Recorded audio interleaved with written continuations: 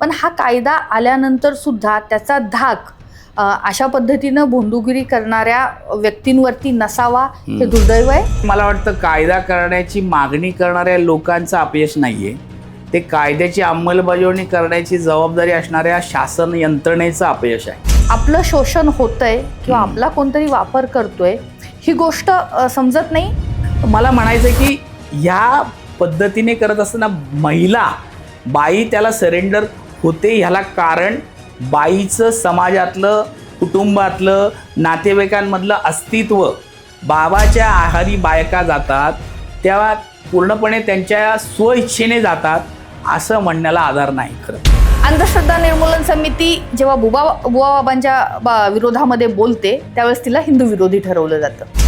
असं जाणीवपूर्वक या कर्मठतावादी लोकांनी उभं केले. अशी ही एक चर्चा आहे की मोसादची लोक कॅप्टन खरातला बोलून गेली तर यांचं नेटवर्किंग जे आहे ते एवढं स्ट्रॉंग आहे. तो या मोसाद सारख्यांच्या किंवा जगातल्या ज्या दहशतवादी संघटना उभ्या राहिल्या, तालिबान असेल किंवा इसिस असेल, या मुस्लिम धर्मियांमधल्या तरुणांना घेऊन केलेल्या असतील, त्या धर्तीवरच सनातनमधल्या हिंदू धर्मियातल्या अशा काही तरुणांना आयडेंटिफाय करून त्यांना वेपन ट्रेनिंग देणं, पिस्तूल चालवण्यापासून, बॉम्ब बनवण्यापासून, बॉम्ब फोडण्यापर्यंत दिलं गेलं. आणि असे 50 ते 200 युवा आजही अंडरग्राऊंड आहे असं तपास यंत्रणांच्या उच्चपदस्थ लोकांचं म्हणणं राहिलेलं आहे. जादूटोणा विरोधी कायदा हा रद्द करावा ही मागणी पुढे येणं, याकडे कसं पाहता? गुप्त योजना चालू आहेत हे नक्की, कारण महाराष्ट्र शासनाच्या सामाजिक न्याय विभागाच्या मंत्र्या आणि सचिवांच्या उपस्थितीमध्ये